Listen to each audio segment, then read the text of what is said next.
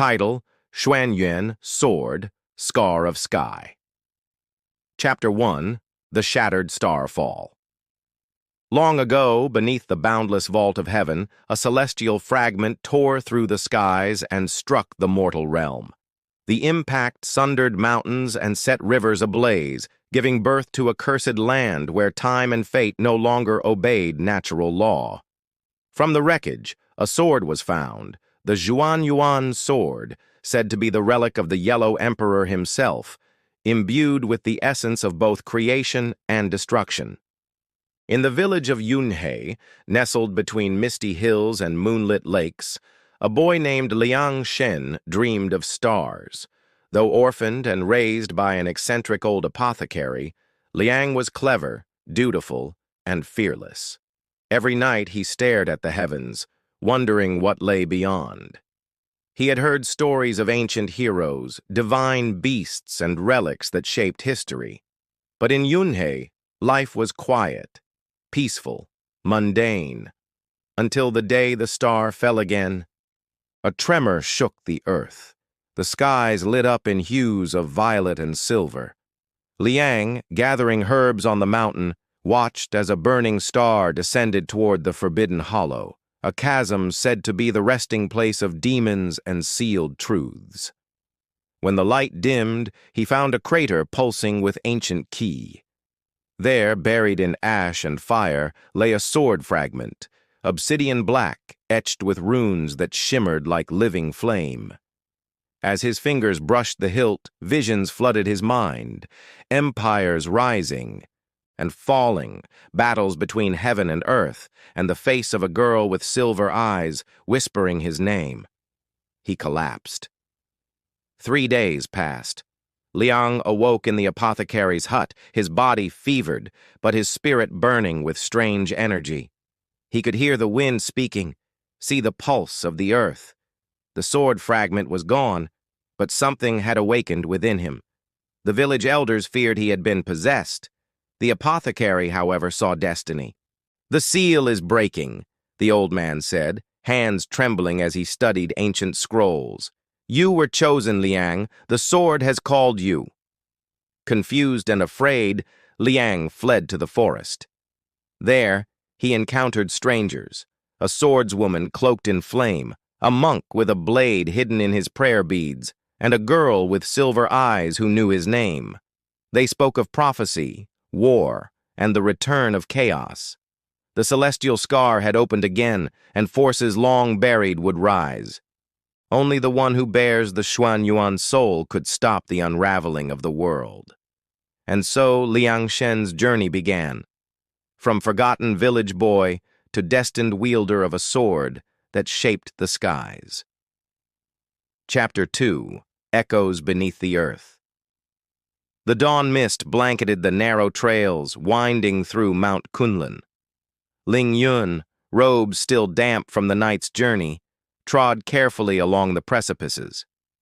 Every few steps he paused to listen, not for beasts, but for silence. He had always trusted the quiet. It held more answers than noise.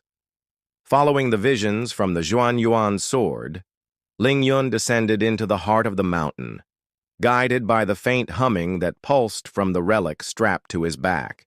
The echoes led him to a forgotten temple carved into the stone, a structure half swallowed by the earth, its carvings worn smooth by time. Inside, he found remnants of the past, fractured jade statuettes, faded murals of celestial battles, and in the center, a circle of broken stones that resonated faintly with spiritual energy. As he knelt to examine them, a sharp gust swept through the chamber, stirring ancient dust and triggering a memory embedded in the sword's core. A vision seized him. In a blinding haze, he stood not in the temple but on a battlefield of fire and blood. Warriors clad in armor of stars clashed against shadowy beasts. In the center, a figure wielded a golden blade, its aura identical to his own weapon. He saw the figure fall, betrayal etched across his face. Ling Yun gasped, falling back. The vision vanished. He touched the hilt of the Xuan-Yuan sword, which now glowed faintly. Someone was trying to communicate. Suddenly, the ground rumbled. From the edges of the chamber, ghostly figures emerged. Spirits bound to the temple, their forms twisted by sorrow and rage. Ling Yun stepped forward, his voice firm. "I seek the truth. I mean no harm." One of the spirits, more defined than the rest, drifted close. Its face resembled a man from the murals. "The truth you seek lies beyond the gate of dust. But beware, seeker. Truth has a price." The floor beneath the altar cracked open, revealing a spiral staircase leading downward into shadow. Ling Yun hesitated only a moment before descending. As he moved deeper, the air thickened. Time itself felt slower. At the bottom, he entered a cavern of mirrored crystal. Each facet reflected not his image, but scenes of lives he had never lived. Different choices, different battles. At the far end stood a sealed door inscribed with celestial runes. The sword pulsed. Ling Yun pressed the blade into the seal. It flared open. A voice echoed from within. "The scar of the sky has not yet healed, and you, child of fate, must decide whether to mend it or shatter it." Chapter 3. Whispers of the Forgotten Temple. The moonlight traced silver threads across the dense forest canopy as Zhao Yunshan and Lin Yueru continued their journey toward the fabled Temple of the Withered Flame. Hidden in the depths of the Shenzhou wilderness, the temple was said to house remnants of the old world, buried under centuries of dust and forgotten prayers. The pair moved cautiously through the underbrush, senses heightened. Strange howls echoed in the night, neither beast nor spirit, but something in between. Yunshan's grip tightened on his sword hilt. "Stay close," he whispered. Yueru nodded, brushing aside a low-hanging branch. "I feel it too. The energy here. It's older than the land itself." They arrived at a moss-covered staircase, the base of which was guarded by two crumbling stone lions. The air thickened with the scent of incense and decay. At the top stood a grand archway, its calligraphy nearly erased by time. Yunshan traced a character with his finger. Zhuanshu, the name of a forgotten emperor, lost even to the myths. Inside, the temple's great hall lay in ruins. Statues lay toppled, and the walls bore scars from ancient battles. In the center, a lotus-shaped pedestal flickered with a dying blue flame. Yueru gasped. "That's skyfire, an elemental flame from the divine era." As they approached, the ground trembled. Shadows slipped from the corners of the temple, forming ghostly warriors. Guardians bound by duty, now twisted by time. "We must pass their trial," Yunshan said grimly, "or become part of their eternal watch." They fought side by side, blades flashing in the spectral light. The guardians moved in silence, their faces veiled by time. One by one, they fell, until only the high priest remained, a phantom cloaked in robes of ash, wielding a staff etched with cosmic sigils. The duel was fierce. Yunshan deflected a blast of spiritual fire, countering with a strike from the sword of the eastern wind. Yueru summoned a shield of water, dousing the flame and creating a mirror-like mist around them. In a final clash, Yunshan's sword struck true. The priest let out a breathless sigh as he dissolved into stardust. The skyfire roared to life, illuminating a mural hidden behind the altar. It showed a battle between the gods and a horned figure cloaked in chaos, an omen of things to come. "The scar of sky," Yueru whispered. "And it's not just a scar. It's a wound that never healed," Yunshan replied, eyes darkened with understanding. They bowed before the flame, then turned back into the night, the wind echoing with forgotten names and unanswered questions. Chapter 4. Flames Beneath the Frozen Sky. The frozen north had never known peace. It whispered of old wars and long-forgotten oaths, its icy breath stinging even the most seasoned traveler. In the land where the sky cracked like shattered porcelain, a forgotten temple stood buried beneath a glacier, its fires long dormant, waiting. Ling Xuan stood before the temple's shattered gate, his sword humming faintly at his hip. Behind him, Yuan Tuo adjusted his armor with a scowl. "Are you certain this is the place? It looks more like a graveyard." "That's because it is," murmured Taba Yuer, brushing snow from the ancient runes. "This is where the fire sect vanished 1,000 years ago. The scrolls speak of their final flame being sealed away." Xuan-Yuan Zhan, still burdened with the visions from the mirror of the sky, held her silence. She could feel it, a warmth buried deep below, beckoning. They entered. Inside the temple, the air grew warm with every step. Old torches flickered to life as if recognizing their arrival. The murals on the walls danced in the firelight, telling tales of a once mighty clan who forged flames from stardust and tempered steel with dragon-s breath. And in the center of it all, a brazier, cold, dark, and dormant. Ling Xuan approached the brazier. A symbol pulsed faintly at its base. "It's waiting," he said. Yuan Tuo unsheathed his blade. "If it's fire you seek, stand back, I'll awaken it." Before he could strike, Xuan-Yuan Jian stopped him. "It won't respond to force. Only the one bearing the flame mark can awaken it." Taba Yuer nodded. The ancient texts were clear. The bearer must pass the trial of the phoenix. Ling Xuan, hearing the call deep within, stepped forward. His palms, scarred from their last battle, began to glow with the symbol that matched the brazier's core. The moment his hand touched the cold bronze, fire erupted, not in flame, but in vision. He was transported to a realm of flame and feathers, where a blazing phoenix circled above a sea of lava. A voice echoed in his mind. "Will you carry the flame that burns through darkness? Will you endure the searing pain of rebirth?" "Yes," Ling Xuan whispered. The phoenix dove.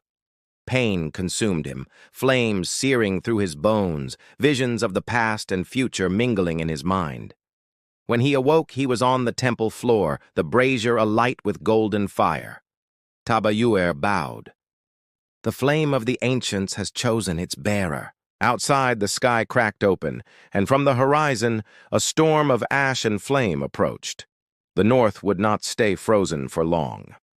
Chapter 5. Blades of the Forgotten Oath. The wind howled across the desolate plains of Juhua, where ancient swordsmen once dueled beneath the cherry blossoms now withered to dust.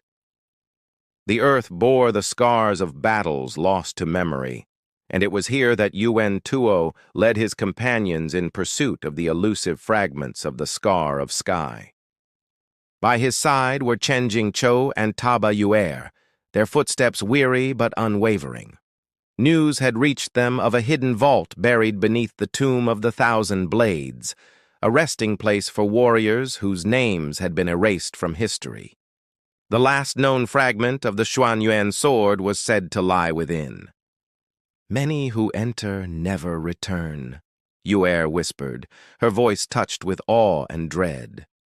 The wind carried the metallic scent of old steel and fresh warnings. Chen Jingqiu tightened the grip on his sword. "Then we shall be the first who do." As the trio descended into the tomb, they were greeted by ghost fire lanterns that flickered to life of their own will. The narrow halls echoed with whispers, fragments of oaths long broken. Mosaics on the walls depicted duels fought not for glory but for redemption, warriors seeking to atone for forgotten sins. Within the inner sanctum they faced the tomb warden, a spectral guardian clad in tattered crimson armor, his voice like wind scraping steel. "To wield the blade, you must face the truth of your heart." Each of them was drawn into visions. Yuan Tuo saw his past, the moment he betrayed a sworn brother to preserve the empire. Yuer was forced to relive the death of her tribe, realizing her path of vengeance was destroying what remained of her. Chen Jingqiu stood in the ruins of Chang'an, faced by the ghosts of his ancestors, accused of abandoning his destiny. They emerged changed, scarred, but resolute. Only by facing their shadows did they unlock the path to the final chamber. There, embedded in obsidian flame, was the fragment. As Yuan-Tuo reached for it, a hidden mechanism triggered the awakening of the Iron Saints, automatons forged in ancient times to guard the tomb. A battle erupted, fierce and consuming. Taba Yu'er danced with her twin blades. Chen Jingqiu invoked the ancestral spirits through his runes, and Yuan-Tuo drew upon forbidden techniques. The final blow came as the trio combined their strength, channeling their qi into a unified strike that shattered the Iron Saints and awoke the fragment's true essence. As the light dimmed, the vault quieted. The fragment hummed with newfound power, attuned to the resolve of those who had faced death and emerged as more than warriors, as bearers of the forgotten oath. Outside, the plains of Juhua were silent, but in the hearts of the chosen, destiny stirred anew. Chapter 6. Flames of the Forgotten Oath. Beyond the molten crags, a desolate wasteland of charred earth and flickering embers, lay the Temple of the Red Lotus, a forgotten stronghold of the Fire Sect, now only whispered of in ancient texts. It was here that the map led Yuan-Tuo and his companions, their path forged through smoke and storm. The journey was perilous. Volcanic vents hissed and spat flame, and the very air shimmered with heat. Xiang Yu, despite his jests, grew solemn as he walked the scorched trail. Ninger tied a talisman to her hair to resist the heat, her eyes scanning for ambushes. Chen Jingqiu, walking behind Yuan-Tuo, said little, but his eyes glimmered with quiet purpose.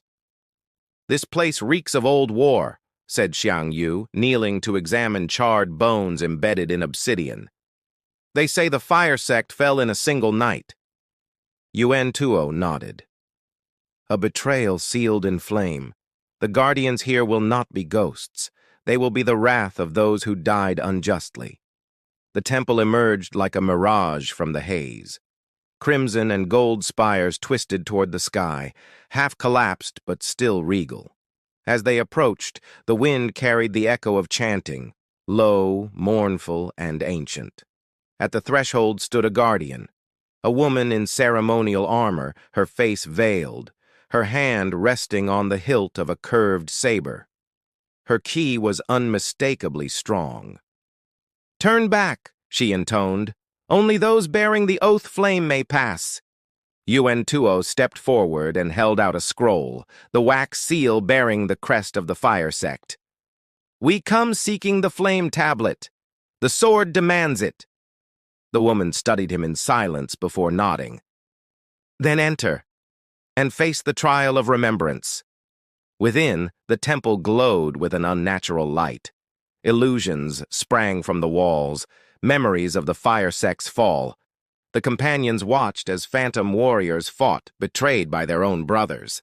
The trial demanded they relive betrayals from their own lives, to overcome doubt and rage. Chen Jingqiu saw his father's dying face again. Xiang Yu saw a friend turn enemy. Ninger saw her own hands stained with blood. Yuan-Tuo saw his past self, ambitious, cold, ruthless. They emerged from the illusions shaken but stronger. At the heart of the temple lay the flame tablet, pulsing with heat. Yuan-Tuo reached out, and the ghost of the last fire master appeared. "You carry the burden of unity," the ghost said. "The flame can forge bonds or destroy them. Choose well."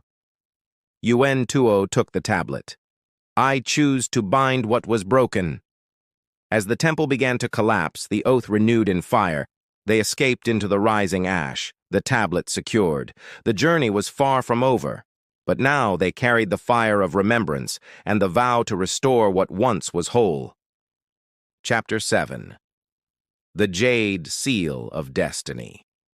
The wind howled through the desolate peaks of Mount Xingyun, its jagged cliffs hidden beneath layers of mist and falling snow.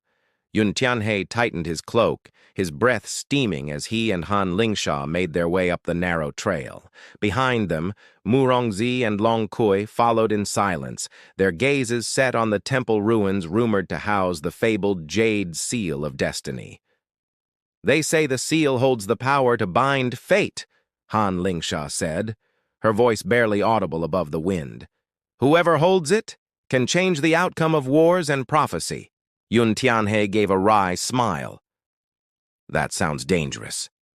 "It is," Murongzi cut in, her eyes gleaming with worry. "And many have died seeking it. The seal tests the hearts of those who seek it." When they finally reached the temple, they found the entrance blocked by a thick wall of ice. Long Kui stepped forward, summoning the flame spirit within her. With a quiet chant, her hands ignited with crimson fire, and she melted a path through the icy gate. Inside, the temple was dark, lit only by glowing glyphs etched into ancient stone.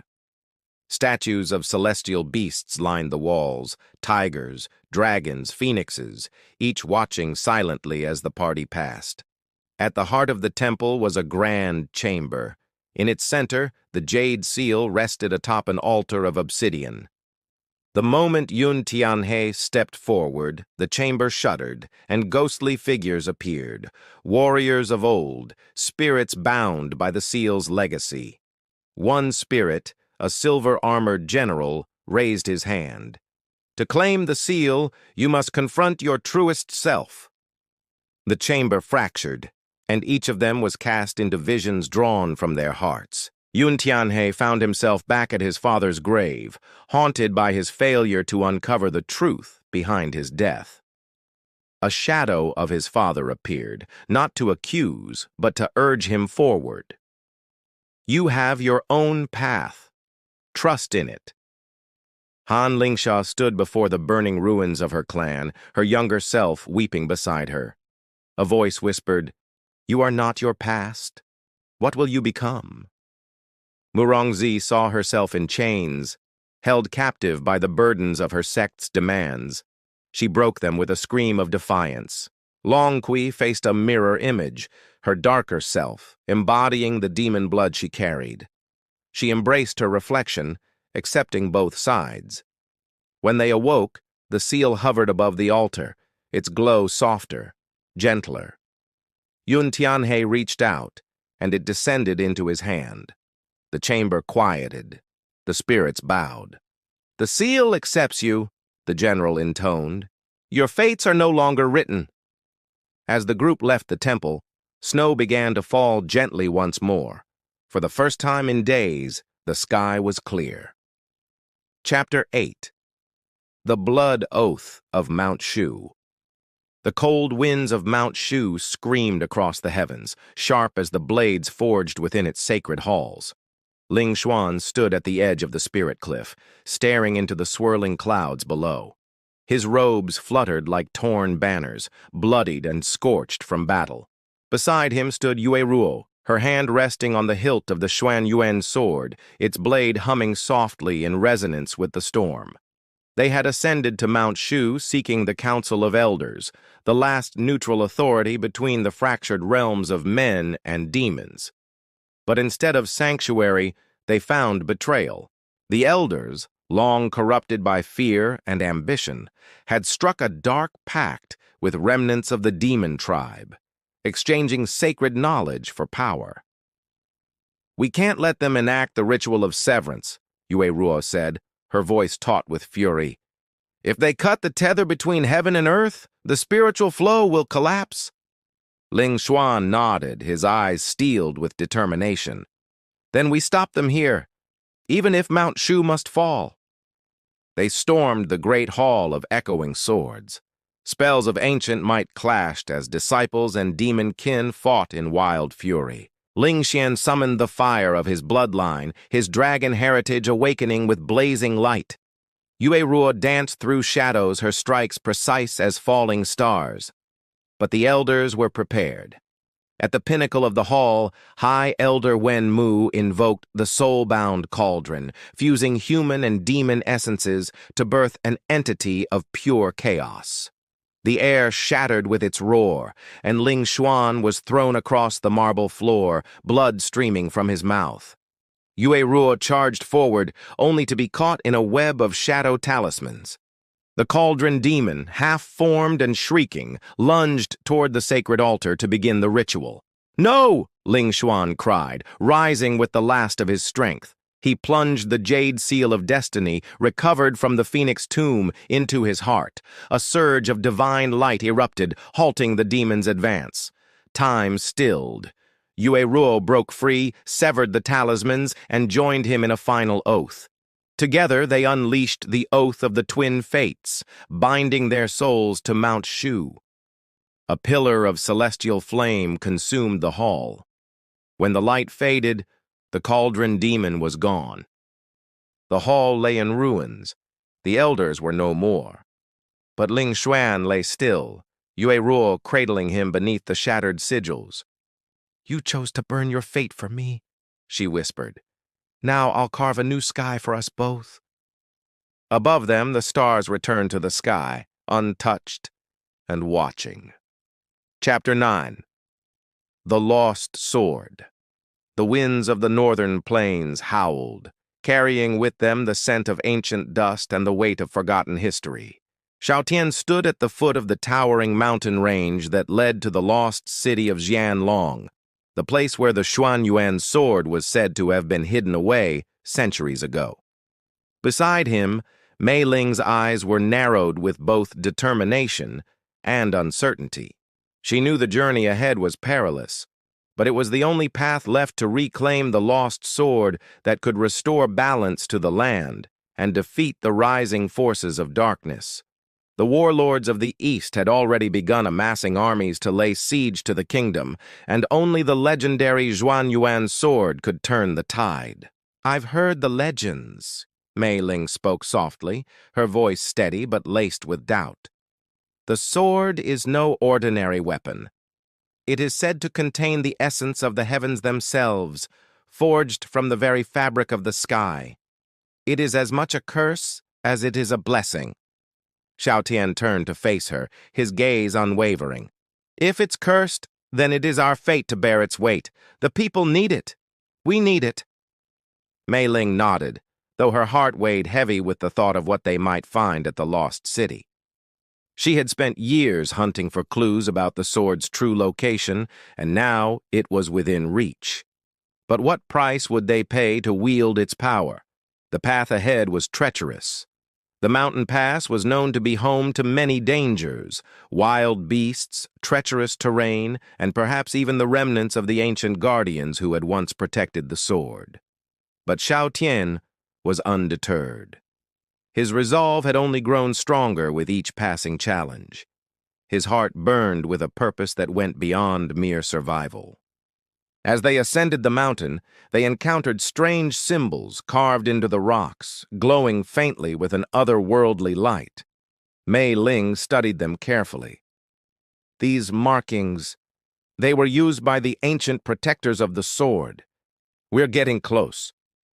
Shao Tian's hand gripped the hilt of his own sword, the weapon his father had passed down to him. It was a symbol of his heritage, but it paled in comparison to the fabled Xuan-Yuan Sword. It was said that only those chosen by the heavens could wield it without succumbing to madness or corruption. The air grew thick with an unnatural silence as they approached the entrance to the lost city. The stone gates loomed before them, ancient and covered in ivy. Shao Tian stepped forward, his hand brushing against the cold stone. A sudden gust of wind swept through the area, and the gates slowly began to creak open. Inside, the city lay in ruins, abandoned long ago by its people. The remnants of once grand structures were now little more than broken stone and shattered glass. Yet amidst the destruction, Shao Tian felt the presence of something ancient and powerful, a force that seemed to pulse with the very heart of the land. "This is it," Mei Ling whispered, her voice filled with awe and trepidation. Shao Tian took a deep breath and stepped forward, his heart pounding in his chest. He could feel the power of the Xuan-Yuan Sword calling to him, beckoning him to claim it. But as he walked deeper into the ruins, he couldn't shake the feeling that something was watching them from the shadows. The silence was broken by the sound of footsteps, soft at first, then growing louder.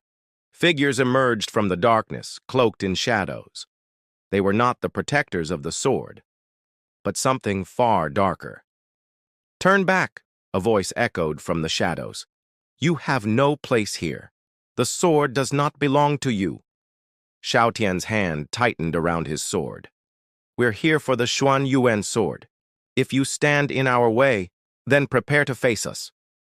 The figure stepped into the light, revealing a tall man with piercing eyes and a cold smile.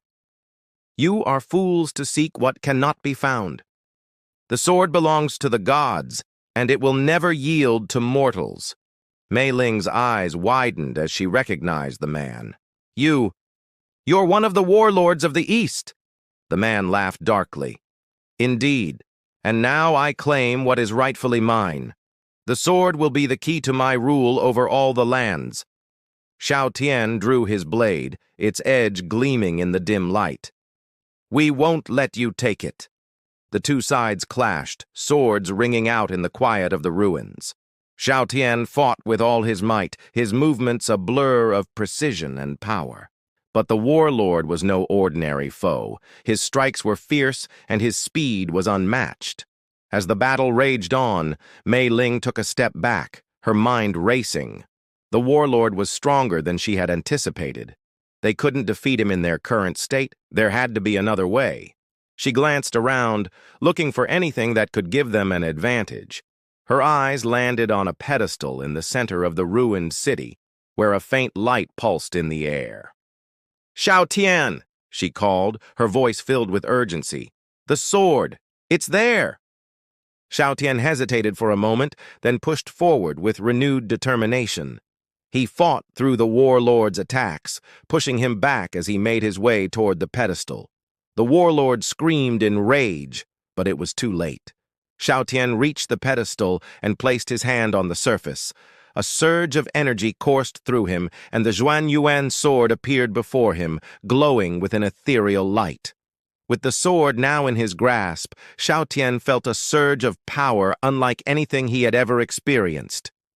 His vision cleared, his mind focused, and the weight of destiny seemed to fall upon his shoulders. The warlord charged at him, but Shao Tian met him with a single, decisive strike. The Xuan-Yuan sword cut through the air, its blade like a flash of lightning. The warlord fell to the ground, defeated.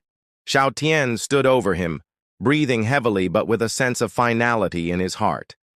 The sword was his now, but the path ahead was only just beginning. As the first light of dawn broke over the ruins, Shao Tian turned to Mei Ling. "We have the sword. Now, we must use it to restore balance to the world." Together they walked forward into the unknown, ready to face the challenges that lay ahead. The world was on the brink of change, and the power of the Xuan-Yuan sword would shape its destiny. Chapter 10. The Sword's Fate. The morning sun rose slowly over the horizon, casting its golden rays across the ancient city of Jianlong, now a place of ruin and rebirth. Shao Tian stood at the edge of a ruined palace courtyard, the Xuan-Yuan sword now resting in his hands, its blade gleaming with an ethereal light. Despite the victory, a sense of foreboding lingered in the air, as though the sword's true power was yet to be fully realized. Beside him, Mei Ling's gaze never left the sword. Her heart was heavy, burdened by the knowledge that the path they had chosen would not be easy. Even now, whispers of darkness crept into her mind. The lingering threat of the warlords, the growing unrest across the land, and the undeniable truth that the Xuan-Yuan sword, powerful as it was not a weapon that could simply be wielded without consequence. "Do you feel it?" Mei Ling asked, her voice barely above a whisper. Shao Tian looked at her, his eyes somber. "Yes, the sword, it calls to me, but it feels like a burden, not a blessing. I thought it would bring salvation, but all I can sense is its weight, a power that cannot be contained easily." Mei Ling nodded. It is said that the Xuan-Yuan Sword is both a gift and a curse. To wield it is to accept the burden of the heavens themselves. Its power could reshape the world, but it could also destroy it. Shao Tian's grip tightened around the sword's hilt. We must use it to restore balance, to unite the lands. If the warlords seek to destroy the peace, then I will stop them. I will use the sword to bring an end to their tyranny. But at what cost? Mei Ling questioned, stepping closer to him. You know that the sword feeds on bloodshed. The more you wield it, the more it consumes you. It will test your very soul. Shao Tian turned to face her, his expression firm yet tinged with doubt. I have no choice. This is our fate. The world needs this power. As the two stood in silence, contemplating the heavy responsibility that now rested upon them, the sound of distant drums echoed through the valley, signaling the approach of an army. Shao Tian's heart sank. He knew that the warlords, sensing the sword's presence, would not wait long to strike. The final battle was upon them. We must leave, Mei Ling urged, grabbing his arm. We cannot face them here. We need to find a place to train, to prepare. But Shao Tian shook his head. There is no time for retreat. We face them now, or we lose everything. Together they mounted their horses and set off toward the valley where the enemy forces had gathered. As they rode through the forests and over rocky terrain, Shao Tian's thoughts raced. He had once believed that the Xuan-Yuan Sword was the key to his victory, the weapon that would ensure the triumph of justice. But now, doubts gnawed at him. The sword was too powerful, too dangerous. Could he control it, or would it control him? As they approached the valley, the enemy forces came into view. The warlords, along with their elite soldiers, stood at the ready, their battle cries echoing across the land. The sight of so many forces assembled before him would have been overwhelming to any other. But Shao Tian stood resolute, his grip firm on the hilt of the Xuan-Yuan sword. Are you ready? Mei Ling asked, her voice filled with both hope and fear. Shao Tian nodded. I am, but we must be careful. The sword's power is unpredictable. If I lose control, I'll be here to remind you who you are, Mei Ling interrupted. You are not just the sword. You are Shao Tian, the one who will restore the balance. With a final determined breath, Shao Tian stepped forward, holding the sword high. The energy surrounding him seemed to shift, as if the earth itself recognized the power of the ancient weapon. The warlord's forces hesitated for a moment, sensing the sword's overwhelming presence. Come, Shao Tian called out, his voice ringing with authority.